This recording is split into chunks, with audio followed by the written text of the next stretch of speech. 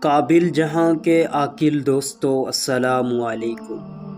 ناظرین، کہتے ہیں کہ دوست وہ ہے جو مصیبت میں کام آئے۔ اس ضمن میں ایک حکایت پیش خدمت ہے۔ کسی شہر میں دو دوست رہتے تھے۔ دونوں سفر میں اکٹھے نکلے۔ دونوں جب گھر سے نکلے تو انہوں نے بڑے عہد و پیمان کیے کہ کوئی دوسرے کو دھوکہ نہ دے گا اور حق دوستی ادا کرے گا۔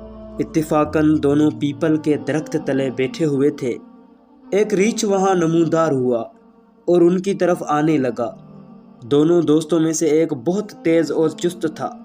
وہ پیپل کے درخت پر چڑھ گیا۔ دوسرا درخت کے نیچے ہی لیٹ گیا جیسے کوئی مردہ پڑا ہو۔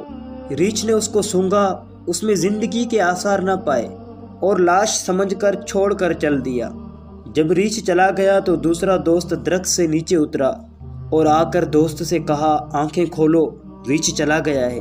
وہ اٹھ کر بیٹھا تو دوسرے نے کہا، ریچھ نے کان میں کچھ کہا؟ اس نے کہا، ہاں۔ اس نے کہا کہ بزدل دوست پر اعتبار مت کرنا۔ دوستو، اس حکایت سے معلوم ہوتا ہے اگر دوست تنگی میں کام نہ آئے تو فراخی کے وقت ایسے دوست سے کام نہ لیں۔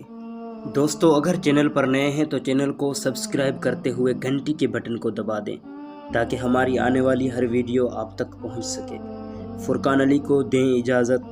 اللہ نگہبان۔